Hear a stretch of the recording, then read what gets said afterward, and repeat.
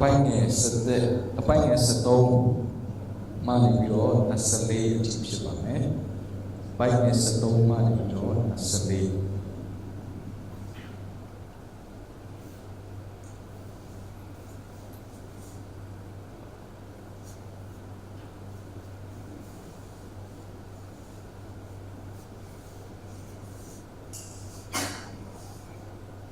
ကျွန်တော်ကိုးကွယ်တဲ့ဘုရားရှင်ကကျမ်းစာတွေချက်တော့ဖတ်တယ်ဆိုမေခွန်းမေးတာရန်ဝတ္တနာပါတဲ့ဘုရားဖြစ်ပါမေခွန်းခဏမေးတယ်ကဘာဦးကျမ်းမှာကတည်းကမေခွန်းနဲ့စပါလဲဆိုတော့အာဒမ်သင်ပြမှာလဲ Where are you ပြီးရင်လဲအာဒမ်ပြီးရင်လဲသူသားမျိုးဆက်ဖြစ်တဲ့ခိုင်းတော့ပြီးတယ်သိညီကိုပြမှာလဲနောက်ဆုံးတော့ဖတ်ကြည့်ပါ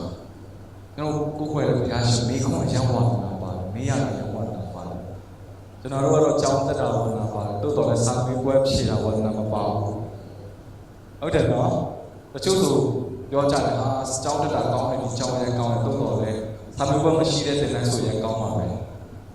တော့တက်ချင်တဲ့သင်တန်းတွေစာမေးပွဲမရှိတဲ့သင်တန်းတွေတိုးတော်လည်းစစ်မှန်တဲ့ယုံကြည်သူဖြစ်ဖို့အတွက်ကျွန်တော်တို့စာမေးပွဲတော့ဖြစ်မလို့ကြုံရပါမယ်ဘာလို့လဲဆိုတော့စာမေးပွဲကျွန်တော်တို့ရဲ့ level ကျွန်တော်တို့အခြေအနေတစ်ခုတစ်ဆက်သုံးမြင့်ပေးဖို့မေးရခြင်းဖြစ်တယ်ကိုမသိတဲ့အကြောင်းကိုဖော်ထုတ်ဖို့အတွက်မေးတာမဟုတ်ဘူးကိုသိတဲ့အကြောင်းကိုဖော်ထုတ်ပြီးတော့ကျွန်တော်တို့ကိုတစ်ဆက်ပေးဖို့အတွက်မြန်မာလိုဆိုရန်ကောင်းတဲ့အတန်းတဲ့စာမေးပွဲလို့ကျွန်တော်သုံးတယ်နော်အတန်းကိုသင်ဖို့အတွက်မေးတဲ့မေခွန်းစာမေးပွဲမျိုးဖြစ်တယ်လို့ပဲကျွန်တော်ခုနပြောတဲ့ရှင်မသက်16ပိုင်း13အဲ့ဒီကျွန်တော်ဖတ်ကြည့်မယ်ဆိုခရစ်တော်ဘုရားကမေခွန်းစနေတယ်အဘယ်တော်တွေကိုလူတွေကအောက်ဘလို့မြင်ကြတယ်အောက်ဘလို့ထင်ကြတယ်ငါကြောင့်သူတို့ဘလို့ပြောကြတယ်ဆိုတော့တပည့်တော်လည်းဖြစ်တယ်သူတို့ပြောတယ်ကိုရောကအိလိယဖြစ်တယ်ကိုရောကယမီပရောဖက်ယမီဖြစ်တယ်ချို့ကြောက်တယ်ပြည်တဆိုင်ဆရာချင်းယောဟန်ပြည်တဆိုင်ဆရာယောဟန်ရှင်းပြန်ပြီးတော့ရှင်းပြန်ထားလာတာဖြစ်တယ်မျိုးတို့ပြောကြတယ်အဲ့မှာခရစ်တော်ကသူရန်တိချင်တဲ့မေခွန်းကသူများဘာပြောတယ်ဆိုတာမဟုတ်ဘဲနဲ့ဒါဆိုရင်သင်တို့ကရောဘယ်လိုမြင်ကြလဲ How do you see that I am ဘာကိုဘယ်လိုမြင်ကြလဲဒီကနေ့ဒီမေခွန်းကကျွန်တော်တို့မေးရမယ်မေခွန်းဖြစ်ပါတယ်2018သွားတဲ့အခါမှာကိုရောဘုရားနဲ့ကျွန်တော်တွေ့တဲ့အခါတိုင်းကိုပြုကိုးကွယ်တဲ့အခါတိုင်းအလုပ်လုပ်တဲ့အခါတိုင်းအသက်ရှင်မှုတောက်လျှောက်လုံးမှာကိုရောဘုရားကျွန်တော်မေးတယ်သင်ကရောဟာသူလို့မြင်တယ်အဲ့မေခွန်းကိုတပည့်တော်လည်းဖြည့်ပြီးမှပေတရုကဖြည့်တယ်ကိုရောကအသက်ရှင်တဲ့ဘုရားရဲ့သားတော်ဖြစ်တယ်အသက်ရှင်တဲ့ဘုရားရဲ့သားတော်ဖြစ်တယ်မေရှိယဖြစ်တယ်လို့ပြောတယ်အဲ့ဒါခရစ်တော်ရဲ့ဖြစ်ရမှန်ကိုဖော်ထုတ်လိုက်ခြင်းဖြစ်တဲ့အတွက်ခရစ်တော်ရဲ့တမန်ကြီးတယ်ကျွန်တော်တို့ရှင်ယောဟန်ခရစ်ဝင်ကျအခန်းကြီး20ပိုင်းငယ်30ဖြစ်မယ်တဲ့အဲ့မှာကျွန်တော်ဖတ်ချက်ဖတ်ကြည့်လိုက်အဲ့ဒီကျမ်းစာတွေရေးရခြင်းရဲ့အကြောင်းရင်းအဓိကရွယ်ချက်ကပါလဲဆိုတော့ခရစ်တော်ဟာယေရှုဟာခရစ်တော်ဖြစ်တယ်ခရစ်တော်ဆိုတာကဓမ္မဟောင်းကျမ်းမှာဆိုယေရှိယနဲ့နားလည်ရတယ်သူကဘုရားရဲ့သားတော်ဖြစ်တယ်အသက်ရှင်တဲ့ဘုရားရဲ့သားတော်ဖြစ်တယ်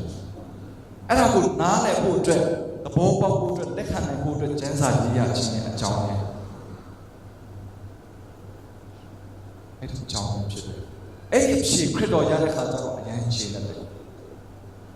အခုမင်းပြောလိုက်တဲ့အဖြေကမင်းသိလိုက်တဲ့အဖြေကဒီကျွမ်းရှင်မျိုးကကိုယ့်ကိုသိတာမဟုတ်ဘူးအထက်ကဘုရားပေါ်ပြလို့သိတာပဲကိုယ့်ကိုအစွမ်းစားတဲ့ကိုသိတာမဟုတ်ဘူးဘုရားပေါ်ပြလို့သာလို့သိမြင်နိုင်ခြင်းဖြစ်တယ်နောက်သူခရစ်တော်ကဆက်ပြောတယ်ဆိုဖတ်ကြည့်နောက်ခြေနေတစ်ခုပြောင်းသွားတယ်ဘယ်လိုခြေနေပြောင်းသွားလဲဆိုတော့အမှခရစ်တော်ကရှေ့ဆက်ပြီးသူပြောသွားတယ်သူက有些人有个多门讲，真的不姑娘，如果在澳嘛，如果阿片，你是看样没讲，你在看样没讲，东一秒内嘛，现在他秒没讲，别多阿片。有了，比如讲，哦，古了，哎，我们去巴西呢，哎，我去所有古了，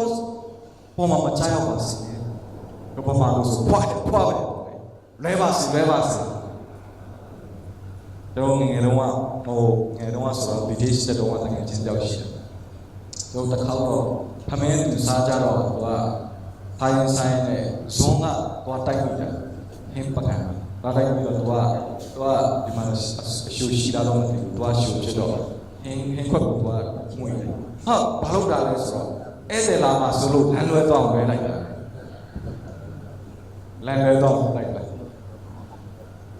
ရင်ကျေးမှုနဲ့ဟောတော့ကျင့်သုံးတော့မျိုးပေါ့လေအဲ့လိုပဲပီတိကိုလည်းဖွက်ဟဲ့ပေါ့လေကိုရိုနာလွဲပါစေဒါမျိုးကိုရောပေါ့မချရပါစေစစတုံးကအမှတ်ကောင်းရတဲ့ပီတိကအဲ့ဒီဒုတိယတစ်ခေါက်ကြတော့အမှတ်က0ဖြစ်တော့သူ့တုံးပြန်လိုက်တာမှာပြောတယ်ဆိုတော့အချင်းရန်သူငါတော့သူစုလို့ပြောတယ်ချင်းရန်သူ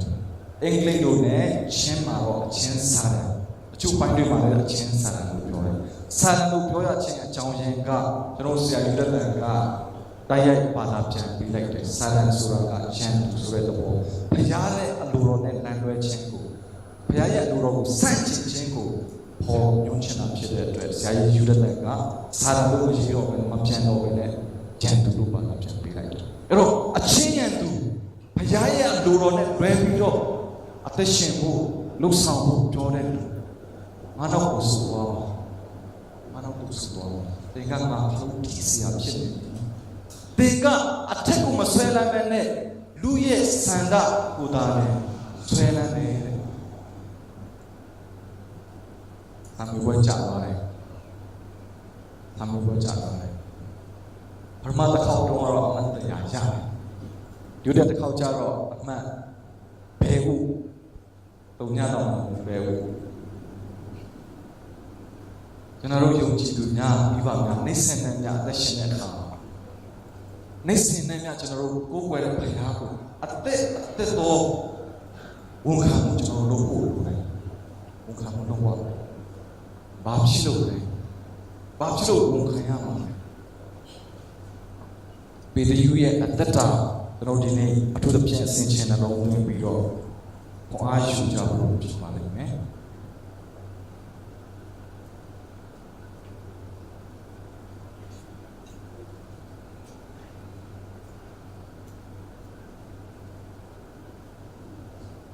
အိမ်မှာအမေတကယ်ချင်းကတစ်နှစ်ကို2ခေါက်လောက်လာတယ်တက်တယ်ခါလေးကျတော့2ခေါက်ခါလေးကျတော့တစ်ခေါက်လောက်လာတယ်တက်တယ်လာတဲ့ခါကျတော့သူဆွေးတရားအကြောင်းတွေသူဆွေးနွေးတယ်ဘုရားဘလောက်ကောင်းတဲ့အကြောင်းဆွေးနွေးတယ်ပြောတယ်သိခံကြတယ်အဲ့တော့တစ်ခေါက်လာတဲ့ခါကျတော့လွန်ခဲ့တဲ့3-4 နှစ်ပေါ့လာတော့ဘုရားရှင်ကောင်းတယ်အဲ့ဒီဘုရားကိုယုံကြည်ရဆိုစစ်မှန်တော့ယုံကြည်သူဖြစ်တဲ့စိတ်စစ်တကယ်စင်စစ်ကဲတင်ချင်းရဆိုအဲ့လိုကလုံးဝမဖြားရဘူး။ဖြားရဆိုမရှိဘူး။နေမကောင်းဆိုလုံးဝမရှိဘူး။နေမကောင်းခဏခဏဖြစ်ဒါကကဲတင်ချင်းမရဘူးပဲ။အမှန်ပဲဆေးရောဘုရားကြောင့်ဆင်းရောနဲ့နောက်6လလောက်လာရောလေးသားကြောင်းသွားပြီ။မဟုတ်ဘူးကျမတို့ယုံကြည်သူများဆိုတာခရစ်တတာဆိုတာကပန်းခင်းတော်လမ်းမဟုတ်ဘူးဒီသရှိမှန်ဥရှင်လူမျိုးနဲ့ကျွန်တော်မတောက်ချင်တဲ့ဟာမျိုးတွေကျွန်တော်မဝန်ခံချင်ပဲနဲ့လည်းဝန်ခံရတဲ့ဟာတွေကျွန်တော်ဝန်ခံရမယ်ခရစ်တော်လူပဲကာရနောကျမတို့ရှောင်ဖို့ဖြစ်တယ်လေးသားတစ်မျိုးကြောင်းသွားရောနောက်6လတော့တနှစ်လောက်ပြန်လာတဲ့ခါတော့ဒီဆွေးနွေးတယ်ပြောတဲ့ခါကျတော့ကျမတို့ယုံကြည်သူမြောက်ဘုရားကအောင်မြင်တော်သူဖြစ်စေခြင်းနဲ့အောင်မြင်သူထက်ကိုအောင်မြင်တော်သူဖြစ်စေခြင်းနဲ့အမိနေတဲ့ဘုရားကဖန်ဆင်းတာမဟုတ်ဘူး။ဦးကောင်းအနေနဲ့ဦးဆောင်သူများနေတဲ့ဘုရားကခွဲခတ်မထားတာပြီးသားဖြစ်တယ်။မျိုးဒီတိုင်းစဉ်းစားကြည့်လိုက်မယ်ဆိုတော့သူယုံကြည်ချက်ကမနေ့ကတစ်မျိုးဒီနေ့တစ်မျိုးနောက်နေ့ကျတော့တစ်မျိုးပါလား။ဒါပေမဲ့ဒါကခရိယန်အတ္တဖြစ်ပါ နံပါတ်1အကြောင်းကဘာလို့လဲဆိုကျွန်တော်တို့ကိုးကွယ်တဲ့ဘုရားကအသက်ရှင်တဲ့ဘုရားဖြစ်လို့ပဲဖြစ်တယ်အာမင်အသက်မရှင်တဲ့အရာများကိုပုံပြီးခံရလို့ရတယ်လှုပ်ရှားမှုမရှိတဲ့အရာဆိုရင်ဒီနေ့ဒီပုံစံဆိုနှစ်ဖက်ဒီပုံစံပဲနောက်တစ်နေ့ဆိုဒီပုံစံပဲနောက်တစ်လထားတဲ့ဒီပုံစံပဲတိုးတော်လည်းအသက်ရှင်တဲ့အရာများကနေ့ရက်စဉ်တိုင်းကြောင်းလဲနေတယ်သက်ရှိများကကြောင်းလဲနေတယ်ကြောင်းလဲနေတဲ့အတွက်အဲ့ဒီဘုရားကိုသက်ရှိတဲ့ဘုရားကိုဒီ join ချင်းဆိုတာကပုံသေးနည်းမရှိဒီနေ့ဘုရားကဒီလိုဖြစ်တဲ့အတွက်နောက်နေ့လည်းဒီလိုဖြစ်ရမယ်ဆိုပုံသေးမရှိဘူးရှင်ယောဟန်ကကောင်းကောင်းလေးပြောတယ်တန်ရှင်တော်ဝိညာဉ်အထုတ်တာလားလေလိုပဲလေတိုက်တယ်လို့ပဲသူသွားခြင်းနဲ့တော့သူသွားတယ်သူတိုက်ခြင်းနဲ့တော့သူသွားတိုက်တယ်ဘယ်သူမှကြိုခံလို့မရဘူးအဲ့လိုပဲဘယ်သူမှလည်းဒါစီလို့မရဘူးလို့ပြောတယ်ဒါစီမရဘူးသူသွားခြင်းသွားတယ်ဒါမဲ့ကျွန်တော်တို့ကသူတစ်ဖြင့်ကျွန်တော်ခရီးတက်တာပေးသူအားဖြင့်ခွန်အားယူရပါတယ်ဆိုပေးသူနားလေတဲ့မေရှိယဆိုတာသူယူဒာလူတွေဖြစ်တဲ့အတွက်တမိုင်းတစ်လျှောက်လုံးမှာကြုံခံလာခဲ့တယ်သူတို့တမိုင်းကိုသူတို့ပြန်နောက်ပြန်လှည့်မယ်ဆိုရွှေရောင်ခက်ကပဲခက်လဲဆိုတော့ဒါဝိမင်းကြီးအုပ်ဆိုရခဲ့အဲ့ဒီနောက်ပိုင်းမှာ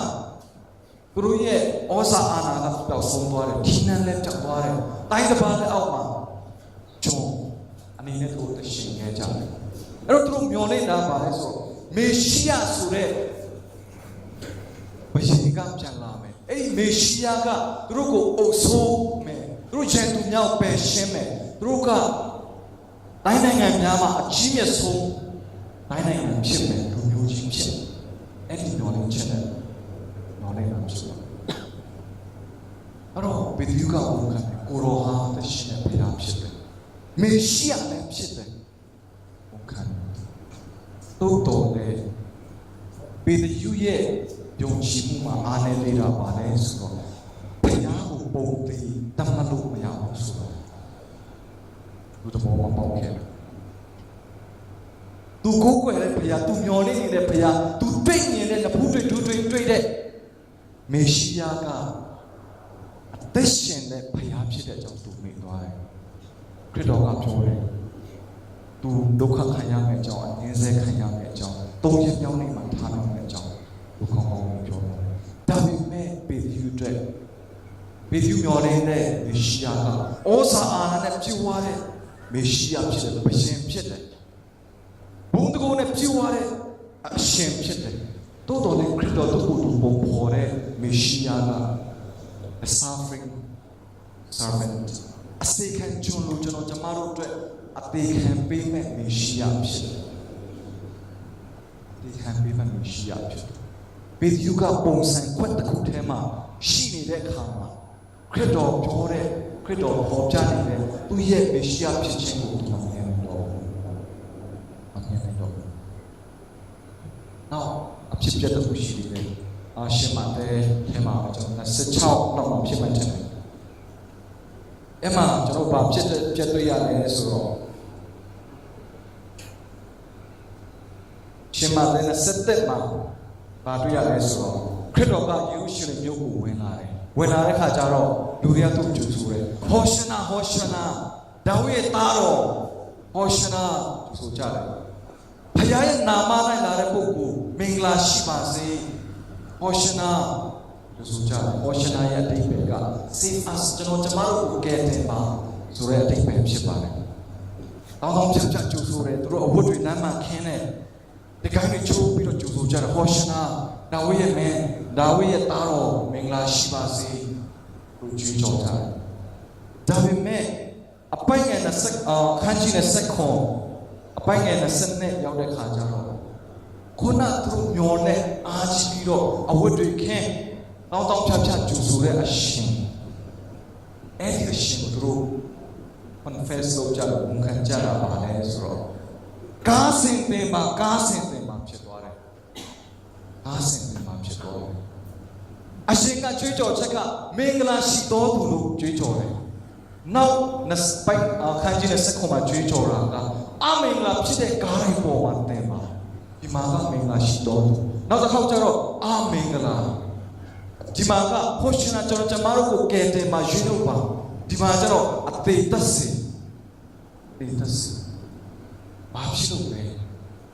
သူတို့နားလေတဲ့မေရှိယဆိုတာကဘုံတကူနဲ့ရန်သူဘူတမြောက်ခြေမုံမဲ့အပိုင်ပိုင်ဖြတ်မဲ့အဲ့လိုခွန်အားနဲ့ဗလားနဲ့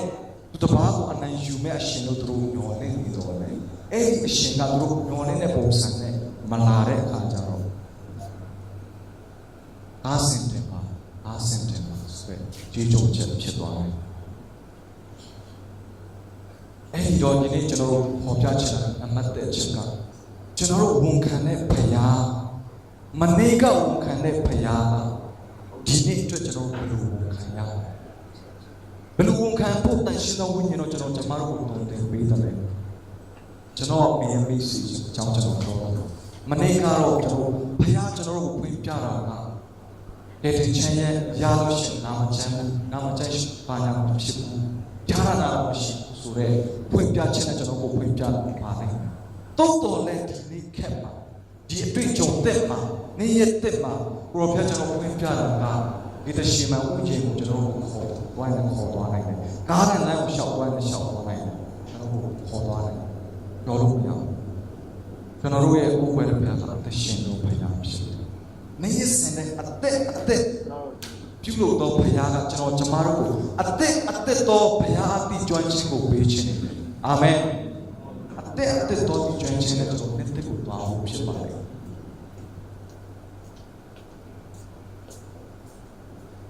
ကျွန်တော်ကိုပဲဘုရားကိုကျွန်တော်တို့ထိန်းချုပ်မရပါဘူး။ကျွန်တော်တို့ကြိုက်တယ်လို့စေခိုင်းလို့မရပါဘူး။အခါလေးကျွန်တော်တို့တရားဟောပြင်ကြတယ်။ Praise and worship ကျွန်တော်တို့ဆောင်ဖို့ပြင်ကြတယ်။လူအလိုနဲ့ဆိုတော့ပရိသတ်ကိုယ်ကိုအားရစေခြင်းလာတဲ့မြတ်ကိုအားရစေခြင်း worship ဆောင်တယ်ဆိုလဲလာတဲ့မြတ်ကိုဒူးထောက်ဆက်စေခြင်းတော့ပေါ်လဲကျွန်တော်တို့ဘုရားကိုဖိအားပေးလို့မရဘူး pressure ပေးလို့မရဘူးကျွန်တော်တို့ဘုရားကကျွန်တော်တို့နားလည်နိုင်ဒါရဲ့အလုံးမှာအများကြီးရှိတော်ဘုရားဖြစ်တယ်ကျွန်တော်တို့စိတ်ကြိုက် control လုပ်တဲ့ဘုရားဆိုအဲ့ဒီဘုရားကကိုယ်ွယ်ဖို့ထိုက်တန်တဲ့ဘုရားမဟုတ်ဘူးအဲ့ဒီဘုရားရှိမှပြတ်ဝတ်ဖို့မထိုက်တန်ဘူးကျွန်တော်ကိုယ်ွယ်တဲ့ဘုရားကကျွန်တော်တို့ရဲ့အုံနောက်ရဲ့အလုံးမှာအများကြီးရှိတော်ဘုရားဖြစ်တယ်အဲ့ဒီတော့ကျွန်တော်တို့နေရတဲ့တွားတဲ့အခါမှာနေတဲ့တွားတဲ့အခါမှာလည်းကျွန်တော်ကိုယ်ွယ်တဲ့ဘုရားကအသက်ရှင်တဲ့ဘုရားဖြစ်တဲ့အတွက်အဲ့ဒီဘုရားကိုဝန်ခံအသက်နဲ့အဲ့ဒီဘုရားဖွင့်ပြမဲ့အသက်တော်တည်ကျွမ်းခြင်းနဲ့ကျွန်တော်ရှေ့ဆက်သွားဖို့ဖြစ်ပါတယ်။ဘယ်သူလို့သူနားရတဲ့မေရှိယကဘုံတကူနဲ့နာမဲ့မေရှိယဖြစ်တော်တဲ့ခရစ်တော်ပေါ်ပြတဲ့မေရှိယပုံစံကကားတိုင်း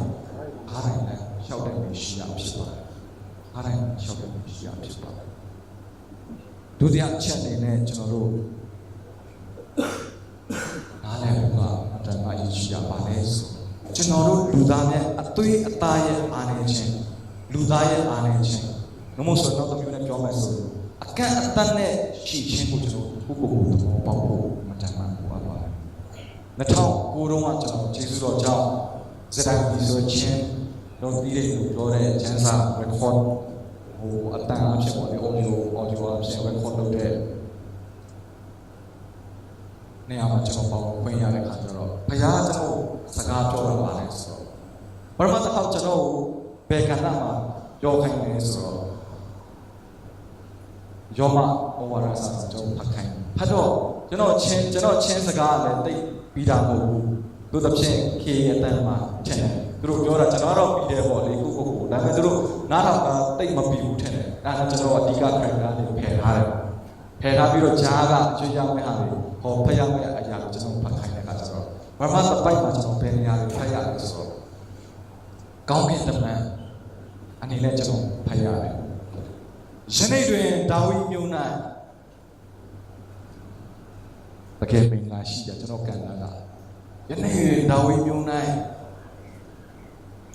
မင်္ဂလာတိုင်းတွေကြီးပဲကျွန်တော်ဖတ်ရတယ် good news ပေါ့လေကောင်းကင်တမန်အနေနဲ့ကျွန်တော်မျိုးဆောင်ပါတယ်အဲ့ဒီမှာကြောင်တော့တနေရာလဲရောက်တော့ကျွန်တော်ဘယ်နေရာတိုးဆောင်ပြောခိုင်းလဲဆိုတော့ပိလမင်းကြီးခုနတော့ good news ပေါ့လေဒီမှာ good news ကြောင်းပြောရတယ် နောက်တနေရာကျတော့ကျွန်တော်တရားသူကြီးအနေနဲ့ခရစ်တော်စီချစ်ချမဲ့ပုဂ္ဂိုလ်အနေနဲ့ကျွန်တော်ကိုပြောခိုင်းတယ်အဲ့ဒီနေ့ကျွန်တော်အိမ်ပြန်တဲ့ခါကျတော့ကျွန်တော်ခေါင်းထဲမှာတွေးချမ်းများသွားတယ်။အော်ငါလည်းလိုပါလား။အချိန်ကြတော့ဘုရားရဲ့နှုတ်ကပတ်တော်ကျွန်တော်ပြောနေရင်တန်လန်းနဲ့တခြားကဏ္ဍနောက်တရက်တော်တော့တခြားအနေထားတစ်ခုမှကျွန်တော်တရားစီရင်ရတဲ့အနေထားတွေကျွန်တော်ရောက်နေပါလား။ဒီမှာ good news ပြောရတဲ့အချိန်ရှိတယ်။မင်္ဂလာသတင်းကောင်းတွေပြောရတဲ့အချိန်ရှိတယ်။ဒီမှာကျွန်တော်အသိချင်းတွေပြောဖြစ်တဲ့အချိန်တွေလည်းရှိတယ်။ဟောဒါကျွန်တော်ပါလား။ဘုရားကျွန်တော်ပြန်ပြင်လာစေတယ်။ပေဒီယိုခရစ်တော်ပြောတာကပရမခရစ်တော်ပေဒီယိုပြောတာသင်မေရှိယလို့ဝန်ခံတဲ့ဝန်ခံချက်ကဒီရနေလာတာဟုတ်အထက်ကနေလာတာဖြစ်တယ်နောက်ကြတော့ပေဒီယိုဝန်ခံချက်ကကိုရောအဲ့လိုဖြစ်တဲ့မျိုးမဖြစ်ပါစေနဲ့ဆိုဝန်ခံချက်လာတဲ့အခါကျတော့ခရစ်တော်ကပြောတယ်အထက်အရာတွေမှာဆွဲလန်းပဲနဲ့ဒီလောကအရာတွေအများဆွဲလန်းသွားတယ်ကျွန်တော်တို့က channel တွေဖြစ်တယ်ဒီ channel မှာလွင့်ချင်တာကိုလွင့်လို့ရတယ်ဟုတ်တယ်နော်လွင့်ချင်တာကိုလွင့်လို့ရတယ်ကျွန်တော်တို့တွေလည်းအဲ့ဒီ channel ပဲအဲ့ဒီ channel ပဲဖယားကျွန်တော်ကိုဖယားရဲ့အတန်ဘုရားတို့ကတော့ပြောဖို့အတွက်အသုံးပြုတဲ့အချိန်ရှိတယ်လို့တခါလေကျတော့ကျွန်တော်တို့ကဖယားရဲ့အတန်မဟုတ်တော့ဘဲနဲ့စာတန်ရဲ့အတန်ဖြစ်သွားတယ်အချင်းစာတန်ငါတို့တို့စုပ်တော်ဆိုတဲ့အနေနဲ့ကျွန်တော်စာတန်ကိုစားပြီးပြောဖြစ်တဲ့နေရာဒီဥဆောင်ဖြစ်တဲ့နေရာရှိတယ်တခါလေကျတော့ကျွန်တော်တို့နှလုံးသားတော့အရင်ကောင်းတဲ့အချိန်စိတ်ကြည်တဲ့အချိန်ကောင်းသောရှမာရိလိုပဲဒုက္ခဆင်းရဲရောက်တဲ့လူကိုသွားကူညီတယ်မဆတယ်မရှိတဲ့ထက်ကကူညီတယ်ဒါပေမဲ့တစ်ခါလေကျတော့လည်းကျွန်တော်တို့နှလုံးသားတွေဖာရီရှဲလိုပဲဘို့လို့ပြောတာပြောနေတာရှိတယ်ဒီလိုပဲအဖြစ်မကဲနေလဲအဲ့လိုပဲကျွန်တော်တို့ဖာရီရှဲဖြစ်သွားပြန်တော့တစ်ခါလေကျတော့လည်းကျမ်းစာထဲမှာတွေ့ရတဲ့ရာဟပ်လိုဣသီလထောက်တိုင်းရေးတွေကိုဝတ်ထားပြီးဣသီလတွေကိုကိုညီတဲ့ရာဟပ်ကိုကျွန်တော်ဘုသဘာခဲရောက်တဲ့ဟာကျွန်တော်ကိုညီတတ်တယ်။ဒါပေမဲ့တစ်ခါလေကြာပြန်တော့လေရောတရဲ့အကိုတွေလို့သူများကို6ခဲသွန်းချတဲ့ပုံတွေဖြစ်တတ်တယ်။မှန်လား။မှန်ပဲထင်ပါတော့လူစင်စစ်ဆိုတော့မှန်တော့ပဲ။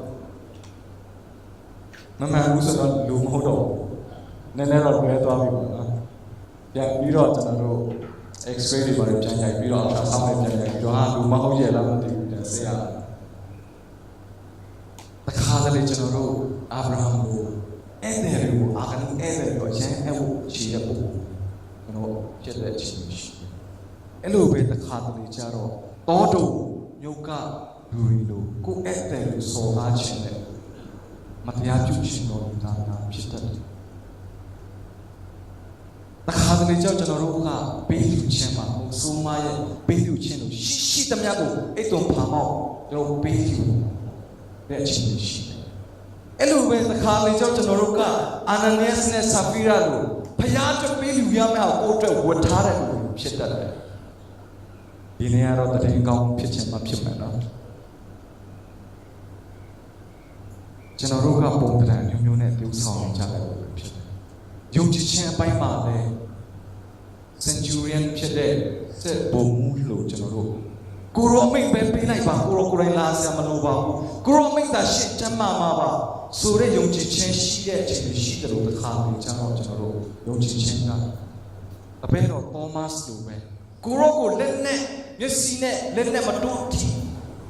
ချင်းကျွန်တော်မယုံဘူးဆိုတဲ့အနေထားတွေကျွန်တော်ဖြစ်တယ်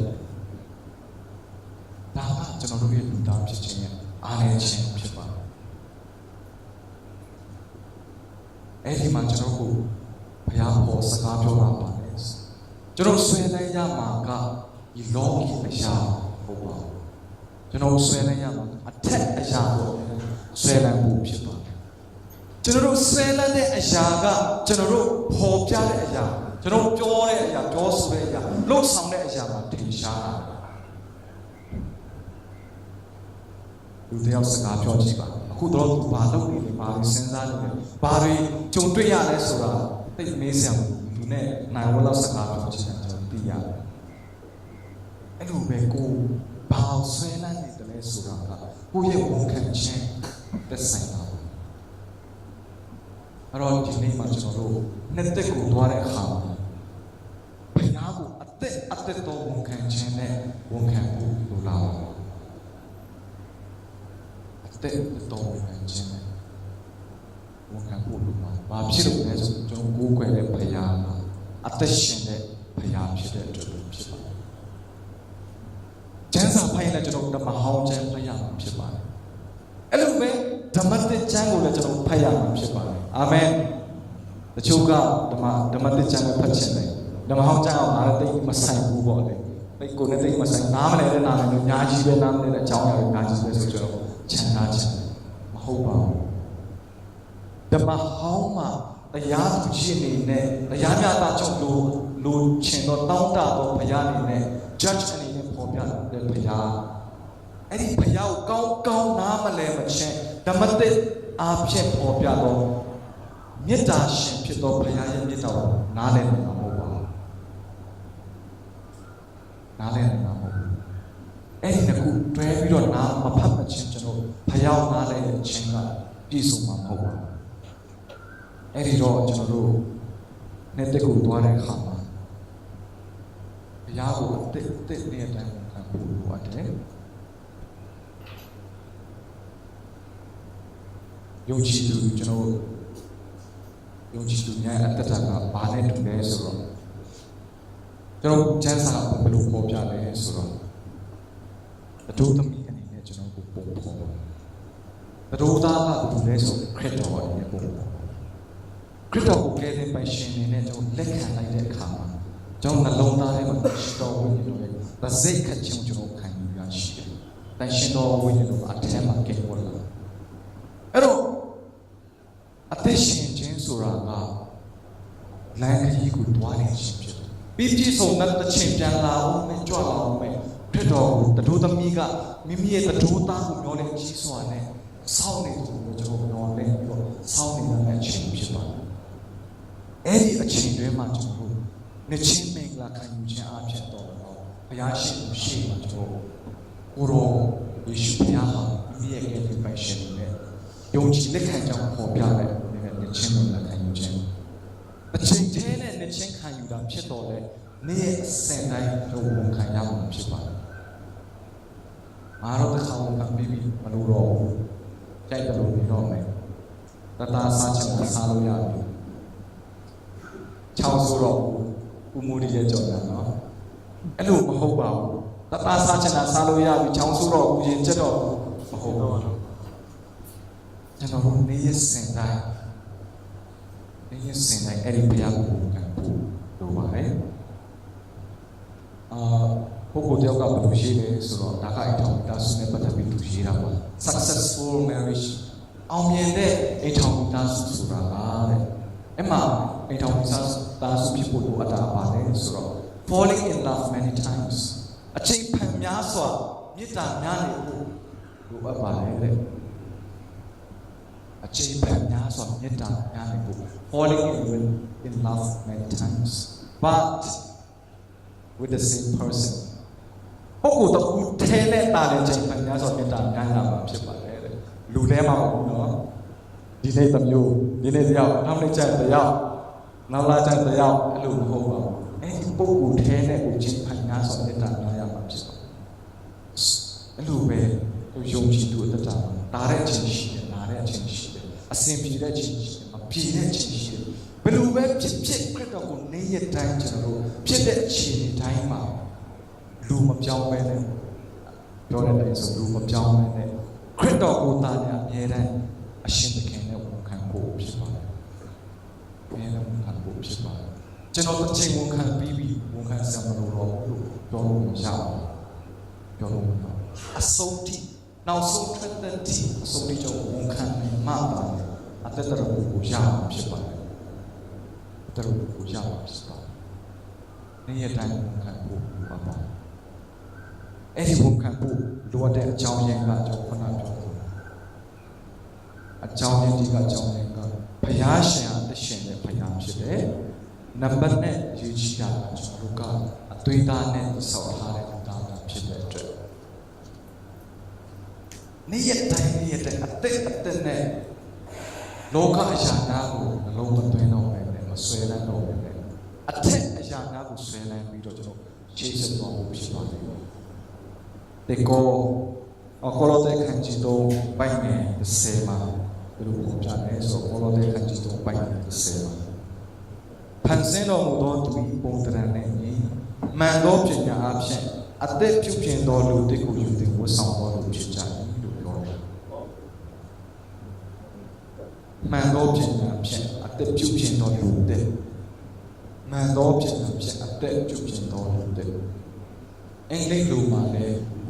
ဖတ်စစ်ချင်ပါလေရန်ကောင်းတယ်။ဘုရားရဲ့ပုံသဏ္ဍာန်ကအသက်ပြုပြင်ခြင်းခံရတဲ့အဲ့ဒါကဘာအဖြစ်လဲဆိုတော့အသက်တော်တည်ကျွမ်းခြင်းအဖြစ်ကျွန်တော်ကနေစဉ်တိုင်းအသက်ပြုပြင်ဖို့ဖြစ်ပါတယ် new knowledge ဘုရားကိုတော့အသက်တော်တည်ကျွမ်းခြင်းအဖြစ်ဒီကျွမ်းဖို့လိုအပ်ပါတယ်ဓမ္မဟောင်းမဖတ်ဘဲနဲ့ဓမ္မတက်ဖတ်တာကစားမပါတဲ့အရင်လိုဖြစ်မှာပါအဲ့လိုပဲဓမ္မဟောင်းကြီးပဲဖတ်ပြီးဓမ္မတက်ကျွန်တော်ဖတ်ဖို့ဆိုရင်ဘုရားရဲ့မေတ္တာကိုရရှိတဲ့ဘုရားကြောက်စရာဘုရားစီတော်ဘုရားဖြစ်ပါတယ်အဲ့တော့ကျွန်တော်ကိုယ်ပဲဘုရားကကျွန်တော်ကိုဘုရားသူကြီးလို့တရားများတာကိုတောင်းဆိုတဲ့ဘုရားဖြစ်တယ်လို့အချိန်တည်းမှာကျွန်တော်မေတ္တာကြားနေတဲ့ဘုရားဖြစ်ပါတယ်အဲ့ဒီနှစ်ပတ်လုံးကျွန်တော်နားလဲပါသူနားလဲရခြင်းကနေ့ရက်တိုင်းဝန်ခံရချအသက်ဖြစ်မှာဖြစ်ပါတယ်ဓမ္မဟောင်းမှာတွေ့ရတဲ့ဘုရားကအဝေးမှာရှိတဲ့ဘုရားဖြစ်တော်တယ်ဓမ္မသစ်မှာနားလည်ရတဲ့ဘုရားကခရစ်တော်ဖြစ်ပေါ်ပြတော်ဘုရားကအီမာနွေလကျွန်တော်နဲ့အတူရှိတဲ့ဘုရားဖြစ်ပါတယ်အဲ့ဒီနှစ်ခုကိုကျွန်တော်အများကြီးချိန်ထိုးပြီးတော့နားလည်ဖို့ဖြစ်ပါတယ်အဲ့တော့ခရစ်တော်တုံးပေးတဲ့ဆုတောင်းခြင်းမှာခရစ်တော်ကကျွန်တော်တုံးတယ်မှာကအသက်ဝေးတော့အစာနေ့စဉ်တိုင်းကျွန်တော်တို့ကပေးသနာတော်မှာလို့အသက်ဝေးတော့အစာနေ့စဉ်တိုင်းပေးသနာတော်မှာလို့ကျွန်တော်တို့အသက်တော်ဝန်ခံများနဲ့ရှိစနိုင်ဖို့ကိုရောဘုရားလည်းအသက်တော်ကိုရောအတိကျွမ်းခြင်းများကိုပေးပါယနေ့အတွက်လုံလောက်သောကိုရောအတိကျွမ်းခြင်းများကိုပေးပါနေ့ပြန်အတွက်လည်းလူအမြင့်ကိုရောအများကျွမ်းခြင်းများကိုပေးပါကျွန်တော်ဆုတောင်းဖို့လုပ်ပါတယ်ဘာဖြစ်အဲ့လိုမဟုတ်ဘူးဆိုရင်ကျွန်တော်ပေတရုလိုပဲအဟောင်းမှကြိုက်တယ်ပြီးတော့အသက်ကိုပြတ်ဝင်ပြကိုပြတ်ရဲ့လို့ဆောင်တော့နားမနိုင်ဘူးနဲ့နောက်ကောက်ကြိုက်တဲ့တော့ပုံပုံများဖြစ်သွားနိုင်တဲ့အတွက်နှစ်သက်မှာအသက်တော်ဒီကျွမ်းခြင်းများတာဖြစ်တော့ဆက်လက်ပြီးတော့သွားကြရအောင်လို့ညီရခိုင်သွားကြအောင်ပြောချင်ပါတယ်။တို့အားလုံးမတည့်ပြီးတော့တခြင်းတစ်ပုဒ်တည်ဆူကြရအောင်။ဘာတခြင်းကြောင့်တည်ဆူကြလဲဆိုတော့နေဆိုင်ရတို့ဖြာနိုနဲ့ကျုံဆူကြတော့ worship team နဲ့ဖြာနိုနဲ့ဆိုကြရအောင်။ဘာဖြစ်လို့လဲဆိုတော့ကျွန်တော်ကိုယ်ွယ်တဲ့ဘုရားကကျွန်တော်နေဆိုင်ရတော့အများနဲ့ခေါ်တော့ခြင်းတော်ဘုရားဖြစ်တယ်။အဟောင်းမှာပဲရှိခြင်းတော်ဘုရားမဟုတ်ဘူး။အသက်ကိုနာနဲ့တိုင်းကယူနာအသက်ပေးတဲ့ဘုရားကသူ့ကိုတည်ကျွမ်းခြင်းကိုလည်းအသက်ပေးခြင်းတော်ဘုရားဖြစ်တယ်။သူ့ကိုတည်ကျွမ်းခြင်းကလူချင်းကတော့တရက်ပေါင်းလိုက်နည်းတည်တယ်။တလပေါင်းလိုက်ပိုတည်တယ်။တနှစ်လောက်ပေါင်းလိုက်ရင်တည်เสียမချမ်းတော့ဘူးလူချင်းကညီမွေเสียပဲရှိတော့တယ်။ဤเสียပဲရှိတော့တယ်။တိုးတော်လည်းဘုရားတည်ကျွမ်းခြင်းကနေ့ရက်တိုင်းဘယ်တော့မှပြည့်စုံတည်ကျွမ်းခြင်းဆိုမရှိပါဘူး။အဲ့ဒီကျွမ်းကျုံတော့ဘာလို့အတွက်လဲရှင်းရလို့တော့တစ်ချင်းဒီဆိုပြီးတော့ခေါ်ရဖို့ပြေခေါ်ချင်ပါတယ်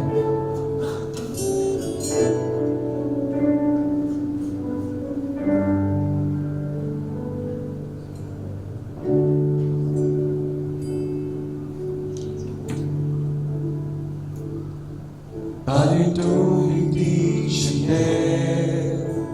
နေရတိုင်းခင်လို့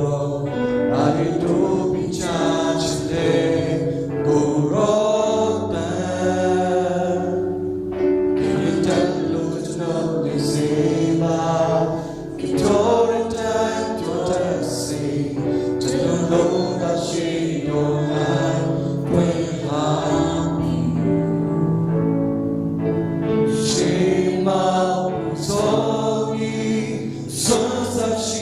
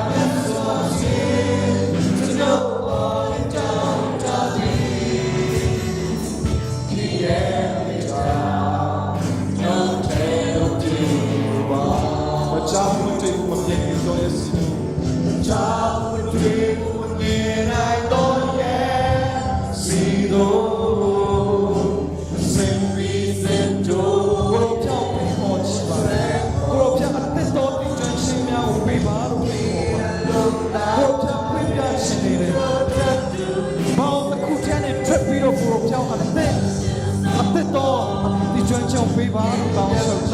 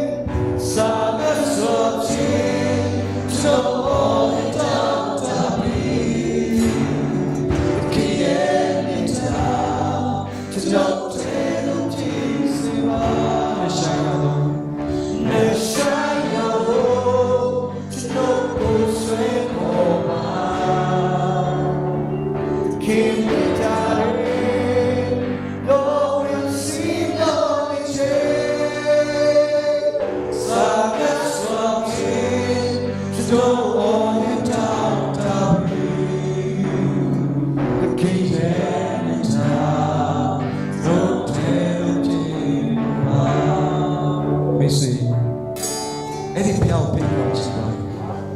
။အမတန်မှနဲ့ဆိုင်တဲ့မြတ်တာကိုတာ၍ညီဆိုင်ခွင့်ရဖို့ဖိတ်ခေါ်ချင်ပါတယ်။ဒီမှာတက်တော်ဝန်ခံခြင်းနဲ့ခရီးဆက်နိုင်ဖို့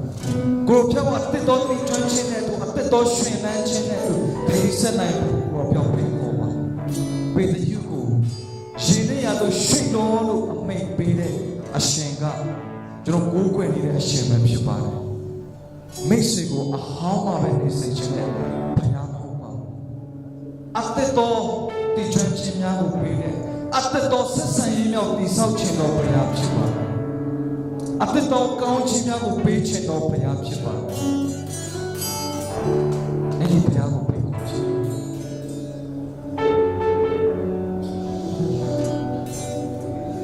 အဲ့ဒီဘုရားရဲ့အတန်မကြားရင်ကျွန်တော်တို့ပေါ်ပြနေတဲ့အတန်အသက်ရှင်ပြနေတဲ့လက်ရှင်မှုကလည်းထူးခြားမှုရှိမှာမဟုတ်ပါဘူး။နဲ့တာလည်းကြောင်းသွားမှာဖြစ်တယ်။ကြက်ကတဲ့တာလည်းကြောင်းသွားမှာဖြစ်တယ်။သို့တော်လည်းစိတ်မှန်သောကြောင်းလဲမှုကအပြင်ပိုင်းကနေလာတာမဟုတ်ပါဘူး။အတွင်းကနေလာတာဖြစ်တယ်။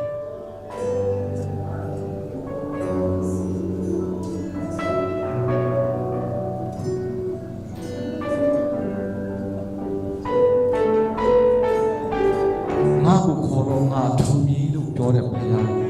တို့ဖိတ်ခေါ်ဖို့ I do me each I do me each later can roll